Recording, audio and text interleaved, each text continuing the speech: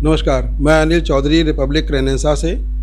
और आज हम यहाँ उपस्थित हैं ओमकार सिंह के साथ में। ये अभी यूक्रेन से वापस आए हैं और बहुत ही हालात ख़राब हैं। आप सबको पता है कि यूक्रेन और रशिया का युद्ध चल रहा है। 24 तारीख से युद्ध शुरू हुआ था, तब से लेकर अभी तक चल ही रहा है और हालात बहुत ख़राब हैं। बहुत सी परिस्थितियों को झेल कर ये यहाँ तक वापस आए हैं और हमने खुद जो है इनकी न्यूज़ निकाली थी यहाँ पे।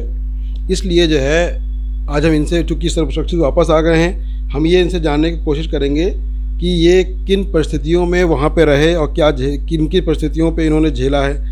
ओमकार सिंह जी, आपका स्वागत करते हैं चैनल पे और धन्यवाद, आपको बधाई देते हैं कि आप सुरक्षित वापस आ गए। Thank you sir. सबसे पहला प्रश्न मेरा यही है कि आपने, जब आपको पता चला कि आपको वहाँ से निकलना चाहिए, तो किन परिस्थितियों का सामना करते हुए आप वहाँ से निकले और कैसे निकले?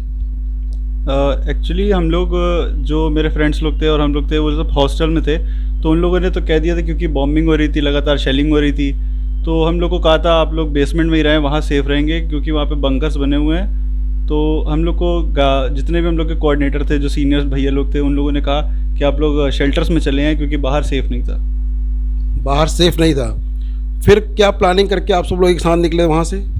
वो उसके बाद, क्योंकि खारकिव में हम लोग की इंडियन एम्बेसी की तरफ से गाइडलाइन आई थी कि वैकेंट करे खारकिव। क्यों? अच्छा, आप खारकिव में थे? जी, मैं खारकिव में था।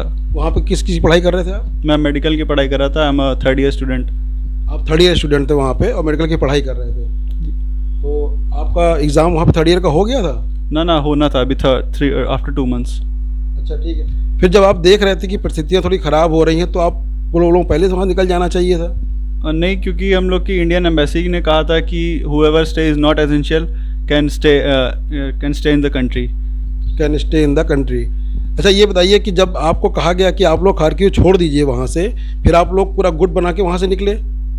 जी, हम लोग का पूरा ग्रुप था। जितने हॉस्टल में अप्रॉक्सीमेटली 2000-3000 स्टूडेंट साथ में निकले थे। 2000 स्टूडेंट साथ में निकले थे। फिर उसके बाद बता सकते हैं कि किन किन मतलब जगहों से होते हुए और किन परिस्थितियों का सामना किया था? हम लोग को एक्चुअली अर्ली मॉर्निंग 6 बजे निकले थे वहाँ से रेलवे स्टेशन के लिए, क्योंकि हम लोग को वहाँ से वेस्टर्न बॉर्डर जाना था। क्योंकि हम लोग खारकिव जो है वो ईस्टर्न बॉर्डर पे है, तो हम लोग को वेस्टर्न बॉर्डर पे जाना था, क्योंकि इंडियन गवर्नमेंट में सारी फ़्लाइटें, इवैक्यूएशन फ़्लाइट वहीं से ऑपरेट हो रही थी, इसलिए। ईस्टर्न बॉर्डर से हो रही थी? वेस्टर्न बॉर्डर से हो रही थी। तो हम लोग ईस्टर्न बॉर्डर पे थे, तो वहाँ से हम लोग को पहले आना था वेस्टर्न बॉर्डर, जो कि हम लोग को बाय ट्रेन जाना था, क्योंकि ट्रेन ही चल रही थी वहाँ पे और सब अदर ट्रांसपोर्ट बंद हो गए थे। लेकिन यहाँ पर कुछ खबरें आ रही थी कि जो है यूक्रेन के लोग आप लोगों को ट्रेन में चढ़ने नहीं दे रहे थे? जी, बिल्कुल हो रहा था, क्योंकि वहाँ पे यूक्रेनियन को फर्स्ट प्रेफरेंस दी जा रही थी, बाकी किसी अदर को भी ट्रेन में चढ़ने नहीं दिया जा रहा था। तो जब ट्रेन नहीं मिली, फिर आप लोग को क्या किया? तो फिर हम लोग को, जब हम लोग वहाँ रेलवे स्टेशन पे थे, तभी वहाँ पे अपनी इंडियन एम्बेसी का गाइडलाइन आता है कि इमीडिएटली लीव द खारकिव। तो हम लोग वहाँ से, खारकिव से अप्रॉक्सीमेटली 11 किलोमीटर दूर है पिसुचिन। वहाँ पे हम लोग को एडवाइस किया गया कि वहाँ जाएं आप लोग, क्योंकि वो सेफ़ एरिया है, इसलिए हम लोग वहाँ गए बाय वॉक। आप 11 किलोमीटर पिसुचिन गए। उसके बाद हम लोग फिर वहाँ पे 2-3 दिन का स्टे था। फिर वहाँ पे भी बॉम्बिंग होने लगी, थोड़ी बहुत आवाज़ें आने लगी। तब इंडियन एम्बेसी की तरफ से हम लोग के लिए बसेज अरेंज करी गई, जो कि हमारे कोऑर्डिनेटर थे, उनने बसेज अरेंज करवाई। फिर वहाँ से हम लोगों को ले गए वेस्टर्न बॉर्डर पे। मतलब बहुत समस्याएं, बहुत दिक्कतें आपको झेलने पड़ा है, बहुत समस्याओं का सामना करना पड़ा है। चलिए, अच्छा है, धन्यवाद है कि आप सुरक्षित वापस आ गए हैं। अब इस समय यहाँ पर आकर भारत सरकार से आपकी क्या उम्मीदें हैं? हम लोग अब, क्योंकि वहाँ पे यूक्रेन में अब जो भी इंफ्रास्ट्रक्चर था वो तो सब डिस्ट्रॉय हो चुका है, तो अब हम लोग की कंटिन्यूइंग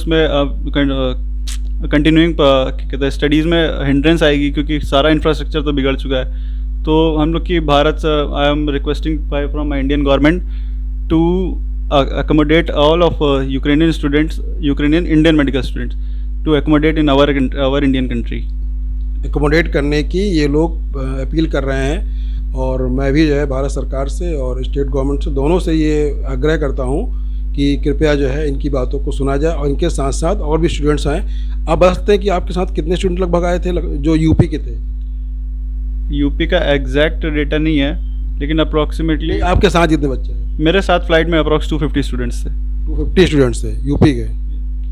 चलिए, आप सब सुरक्षित आ गए हैं, बहुत अच्छी बात है। और बाकी बच्चों से टच में रहेंगे आप? जी, बिल्कुल। चलिए, धन्यवाद करते हैं और फिनिश करते हैं यहीं पर। हमारे साथ थे ओमकार सिंह।